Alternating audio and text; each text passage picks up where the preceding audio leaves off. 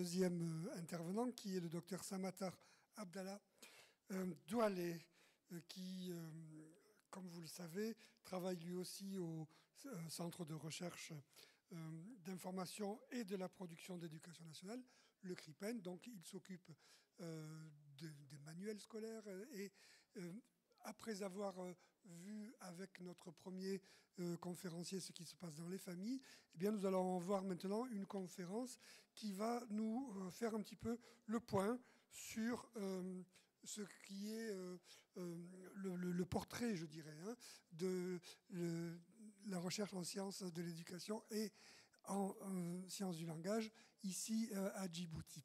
Voilà, la parole est à vous pour un quart d'heure également. Je commence par remercier le CFN et le programme Apprendre pour avoir réuni autant de monde qui viennent d'horizons divers pour parler à peu près de la même chose, l'éducation au sens large du terme.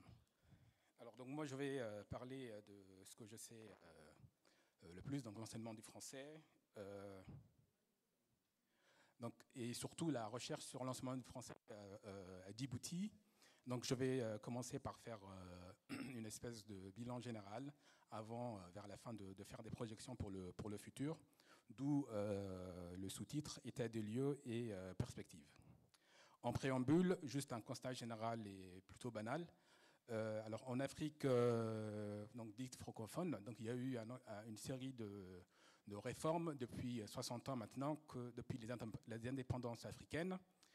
Et donc, surtout en français, donc on est passé par beaucoup de choses, hein, la pédagogie convergente, l'approche par compétences, et actuellement, par exemple, est en cours ce qu'on appelle la didactique du plurilinguisme en Afrique, surtout en Afrique de l'Ouest, sous l'égide de l'OIF, avec le programme Élan Afrique, où, par exemple, on scolarise les enfants d'Afrique de l'Ouest en langue africaine avant de passer au français, avec cette idée simple et avérée aujourd'hui qu'on apprend mieux les langues étrangères quand on a été d'abord scolarisé en langue maternelle. Et donc, il y a tout ça. Donc, il y a eu des réformes plus ou moins heureuses. Et d'où ma problématique. Donc, qu'en est-il de la situation à Djibouti? Donc, qu'est-ce qui s'est passé depuis... D'ailleurs, la chronologie, donc ce que je vais faire, d'où un plan en deux parties. D'abord, faire le bilan de la recherche sur l'enseignement du français depuis 1977. Alors, ça sera difficile de tout dire, donc on va voir ce que je peux dire. Et après, un deuxième temps, donc j'essaierai de formuler des pistes pour voir, pour peut-être jeter un coup de projecteur sur les coins sombres, on va dire, de l'enseignement du français à Djibouti. En tout cas, les sujets ignorés. En contexte, je vais juste rapidement rappeler que, donc je vais juste parler rapidement du paysage socio-linguistique et éducatif, en disant que le français, d'abord, c'est un legs de l'histoire. Je vous renvoie à ça, à l'ouvrage de PNL sur les débuts de l'école djiboutienne, pour montrer que, surtout que la langue française est intimement liée à l'école. Et donc, au sortir de la colonisation, on va dire, donc on a depuis donc une politique linguistique qu'on peut qualifier de diglossique, c'est-à-dire qui fait la distinction entre d'un côté les langues officielles, le français et l'arabe moderne, et de l'autre côté les langues dites nationales, l'afar, l'arabe et l'arabe dialectal et le somali. Et donc, il y a une différence. Alors, des langues nationales qui sont aussi, qui sont certes minorées, mais qui ne sont pas minoritaires, dans la mesure où ce sont celles qui sont le plus parlées. Et en contexte scolaire, donc, le français est à la fois une matière qu'on enseigne de la première année jusqu'à la terminale, et une langue d'enseignement, exception faite de quelques écoles bilingues qui existent aujourd'hui, qui sont plutôt des écoles récentes et plutôt en nombre réduit. En termes de cadre théorique et conceptuel, alors je m'inscris dans la didactique des langues culture comme cadre de disciplinaire de référence, donc je dirais que cela va de soi, comme je parle d'enseignement du français, et que grosso modo, donc, je vais mobiliser le concept de français langue seconde, français langue de scolarisation, tel qu'il a été élaboré, théorisé à partir des situations du Sud francophone ou de l'Afrique tout simplement. Et donc, je n'ai pas le temps d'entrer dans les définitions, donc je vais rapidement, je vais extrapoler beaucoup de choses. En termes de méthodologique, donc, ma démarche est qualitative, compte tenu de ma problématique de départ. Je m'inscris aussi dans une perspective historique, dans la mesure où il a fallu consulter les archives, avec tout ce que cela demande comme travail de contextualisation et de, comme on dit, de critique des sources premières. Et puis, mon corpus est constitué d'éléments hétéroclites. Donc, ce sont les archives du MENFOP, faits de rapports de mission, d'expertise commanditée par le ministère, de rapports de recherche, des évaluations aussi sur l'enseignement du français. Je citerai aussi peut-être un ouvrage et quelques articles scientifiques ainsi que des thèses. Résultat, donc je vais commencer avec le primaire. Alors le primaire a connu 3 phases, on va dire, selon les réformes qui ont été menées. La première phase, c'est celle que j'ai appelée, qui va grosso modo du début des années 70 jusqu'à la fin des années 80, que j'ai appelée la période CLAD. Alors le CLAD, c'est le centre de linguistique appliquée de Dakar. On peut se demander ce que fait le Sénégal ici. C'est qu'à l'époque, au début des années... durant les années 60, va être créé ce centre-là. Donc c'est un centre de recherche sur le français parlé et les langues africaines à des fins éducatives. Donc ils vont produire une méthode qui s'appelle Pour parler français, que nous, Djiboutiens, allons importer dès le début des années 70 et qui va être en usage jusqu'à la fin des années 80 avec quelques modifications. Et parallèlement à ce manuel, donc, il y a... parallèlement, il y avait un programme que les anciens instituteurs appelaient HPI, Horaire, Programme et Instruction de l'école élémentaire, un programme qui a été rédigé juste avant l'indépendance. Et donc, la première mission, dite mission Brossa-Ilakoniata, du nom des 2 experts qui étaient en charge de faire un rapport sur l'enseignement du français, ils constatent que le programme n'est pas pertinent pour le contexte djiboutien, parce qu'inspiré des programmes français, et que, en même temps, c'est un peu normal parce que le texte a été rédigé à une époque où le Djibouti était encore un département français. La seconde mission, c'est celle de l'inspecteur Voisin, 83, qui, lui, va s'attaquer à la méthode pour parler français, en montrant qu'elle est faite pour les Sénégalais, les petits Sénégalais, et pas pour les Djiboutiens. Et donc, d'ailleurs, c'est normal parce que il y a tout un univers, les personnages sont sénégalais, le lexique de Manuel est très sénégalais, il désigne des réalités sénégalaises ouest-africaines qui n'existent pas à Djibouti. Et donc, alors il critique un peu ça, et ce n'est pas un hasard si l'année suivante, en 84, la méthode pour parler va être rééditée. Cette fois-ci, elle va s'appeler Pour parler français à Djibouti, avec quelques légères adaptations. Surtout, on se contente d'adapter les noms et des choses comme ça. La mission Voisin, donc l'inspecteur Voisin revient, l'inspecteur général cette fois-ci, en 88. Et cette fois, il s'attaque, si vous voulez, à la rigidité des méthodes structuro-globales audiovisuelles à l'époque. Alors les assists anciens le savent très bien, où il montre que les enseignants sont très dépendants des manuels scolaires et surtout du guide pédagogique qui était très très rigide, parce que les enseignants étaient obligés un peu de suivre toutes les étapes du guide. Donc, ils n'étaient pas très, très libres de leurs gestes, on va dire. Et donc, je vais m'arrêter à ça, je vais limiter à ça. Après, il y a eu des tests d'évaluation à la fin des années 80. On a administré des tests aux élèves du primaire, des tests et on en constate qu'il y a des lacunes en orthographe, en dictée. On constate qu'il y a par exemple de fortes disparités entre établissements pour des raisons socio-économiques, c'est-à-dire que les élèves issus de milieux favorisés réussissent le mieux, donc ça c'est pas très étonnant, et on voit de meilleurs résultats avec les jeunes stagiaires du fait tout simplement qu'ils sont encore très frais et qu'ils ont encore en mémoire la formation initiale qu'ils ont reçue. La deuxième époque du primaire, c'est celle que j'ai appelée la décennie NED. Le NED, c'est le nouvel ensemble didactique. C'est la première réforme scolaire du primaire. C'est là qu'on va produire les premiers manuels et programme djiboutien fait par une équipe franco-djiboutienne. Donc c'est le Cabri et le Chacal, jeu de piste, des manuels de lecture, contextualisés, enfin djiboutien. Et on passe des méthodes SGAV aux méthodes communicatives. Et donc je vous renvoie, si vous voulez, pour plus de détails, à l'ouvrage de Nima Pulhan, je pense que ça s'appelle Regard sur l'école djiboutienne, de 2015, donc, où elle parle de tout ça et où elle apporte beaucoup plus d'éléments de contexte. Alors, 2 études pour cette décennie. La première, c'est l'évaluation globale qui va être faite du système éducatif. Ça sera confié à 2 organismes français. Alors, le BCOM, ça n'existe pas aujourd'hui, je pense que c'est un organisme qui a disparu. Le CIEP, c'est devenu France Éducation Internationale aujourd'hui. Et donc, il constate qu'il y a un saut qualitatif en termes de programmes et de manuels scolaires parce que c'est adapté et que les enseignants le reçoivent positivement. Ils se rendent compte, par exemple, sinon, le difficile passage à l'approche communicative en classe parce que, d'abord, l'approche communicative, elle est exigeante et elle accorde un peu plus de liberté de pédagogique à l'enseignant. Et quand on a été habitué jusque-là aux méthodes SCAV et qu'on suit religieusement le guide, l'approche communicative, elle peut paraître déstabilisante.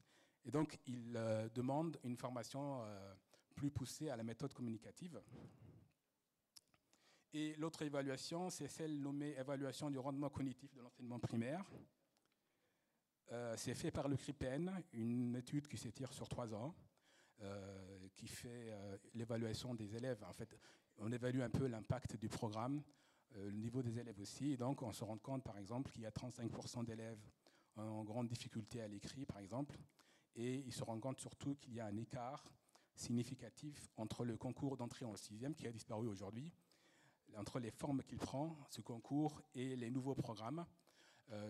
Et donc ça, comme conséquence, ça fait que les enseignants passaient plus de temps à préparer les élèves au concours qu'à enseigner les éléments du programme.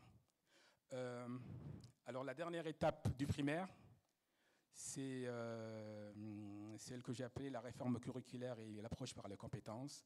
On y est dedans depuis 2000 maintenant, hein, ça fait 25 ans. C'est, comme beaucoup savent ici, c'est celle qui a suivi les états généraux de l'éducation nationale et qui a donné lieu à la réforme avec la loi d'août 2000. Et donc on est passé de l'approche communicative aux approches par compétences avec la pédagogie de l'intégration. Alors pas le temps de définir tout ça, mais rappelons juste quelques données sur cette époque. La première, c'est l'évaluation en lecture des élèves de 2e année, fait par l'ancien secrétaire général et inspecteur général aussi, Madi Mahmoud Issache, qui montre par exemple que les élèves de 2e année ont des difficultés, la moitié d'entre eux ont des difficultés en lecture, et que le principal facteur qu'il identifie pour lui, c'est que les enseignants ne tiennent pas compte de ce que les élèves apprennent en première année, et partent uniquement du programme, mais ne s'appuient pas sur le niveau, ne partent pas du niveau réel des enfants. Et donc, d'où la nécessité d'une planification spiralaire qui revient sur ce qui a été d'abord appris l'année précédente pour pouvoir construire la suite enfin, on va dire des savoirs.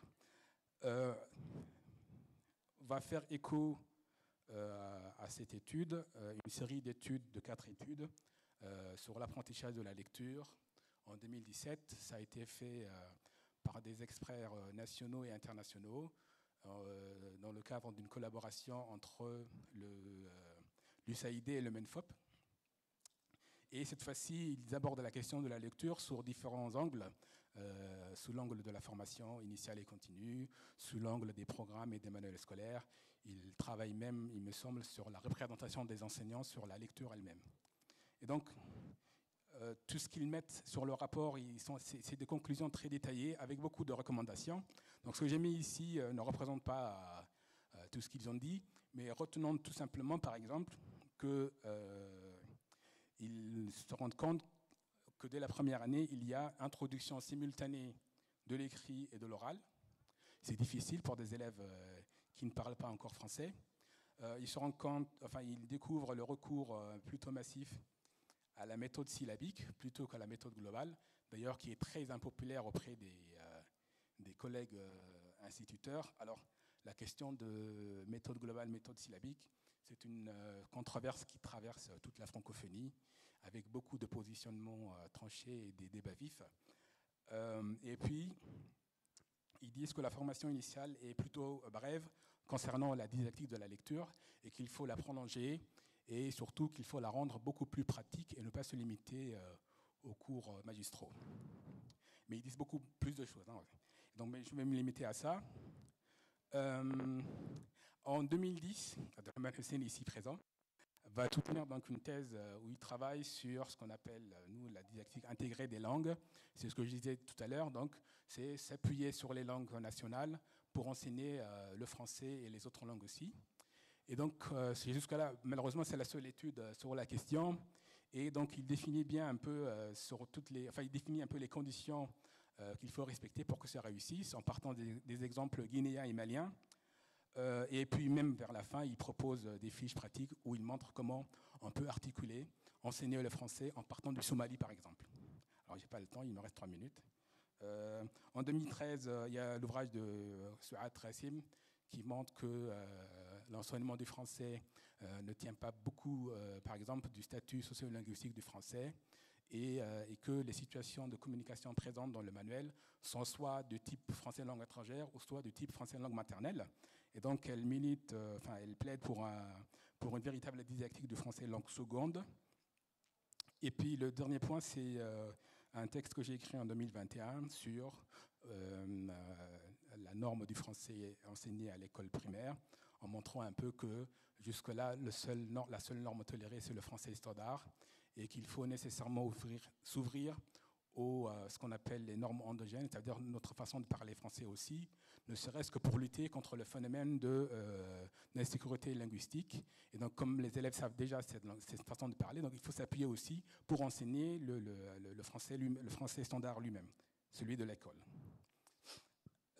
Alors, au collège, il n'y a pas beaucoup de choses à dire. Pour le collège, malheureusement, il y a très peu de choses sur le collège et le lycée, parce que, alors c'est une constante en Afrique, où, malheureusement, les chercheurs, quand vous regardez la littérature sur l'enseignement du français en Afrique subsaharienne, c'est quoi, 98%, 99% peut-être même, c'est uniquement le primaire. On se soucie davantage de la scolarisation au début que vers la fin. Et donc au collège à Djibouti, par exemple, il y a 2 époques, on va dire. Il y a ce qu'il y a avant les années 2000, avant la réforme, un programme français. Donc, j'avais marqué ici à l'ombre du français en langue maternelle. Et donc, les contenus sont issus des bulletins officiels français.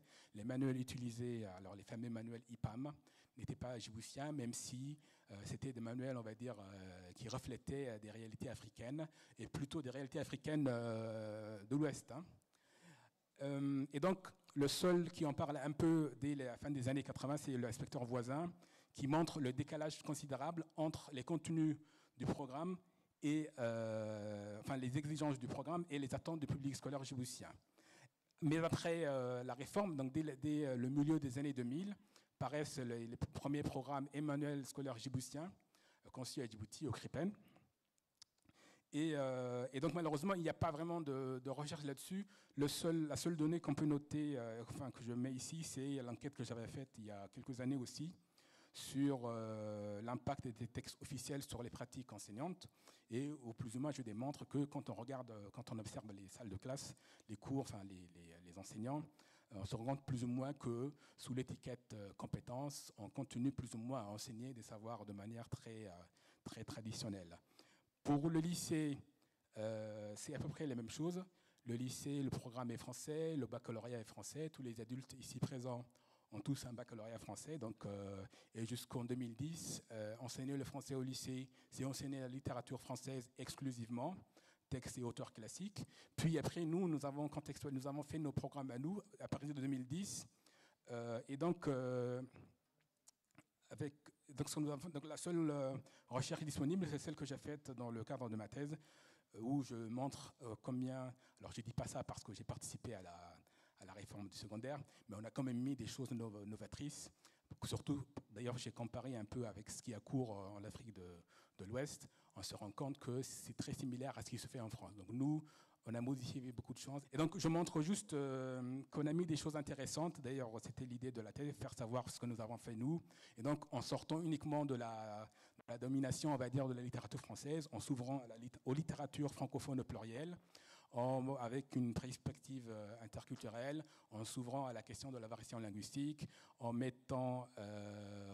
rééquilibrant écrit et oral. Jusque-là, il n'y avait pas d'enseignement d'oral au lycée. Hein. Et donc, on a fait entrer les médias dans les programmes. Et donc, ce sont des principes didactiques positifs qui ont un impact positif sur le terrain. Je rappelle juste qu'il faut juste faire attention au contexte, à l'environnement des enseignants, par exemple, où il ne faut pas que certains problèmes, obstacles structurels limitent l'impact du curriculum, comme par exemple ce que j'ai appelé ici la disponibilité limitée du matériel audiovisuel. Si ce n'est pas disponible en nombre suffisant, par exemple, eh bien, ça impacte négativement. Alors, je ne vais pas faire le bilan, donc je vais directement passer aux perspectives. Je pense qu'il faut continuer la recherche, analyser les programmes et les manuels et leur impact sur le terrain, voire travailler sur la formation initiale et continue, et surtout voir la continuité entre les deux. Je sais qu'il y a deux institutions qui sont en charge de la formation initiale et de la formation continue, et ce n'est pas facile de coordonner. Et donc, peut-être qu'une recherche collaborative pourrait faciliter la chose, investir le collège et le lycée comme terrain d'investigation, poursuivre la réflexion qu'avait lancée Abdelrahman il y a 15 ans maintenant sur l'introduction des langues nationales. Ce n'est pas uniquement faciliter l'apprentissage du français, c'est tout simplement rendre l'école plus efficace. Des études montrent facilement que les élèves qui sont scolarisés en langue maternelle sont meilleurs en mathématiques que les autres. Donc ça, c'est prouvé aujourd'hui. Quelle transition vers l'enseignement supérieur ? Je pense que ça tient beaucoup à Abdelrahman et Rima qui sont là.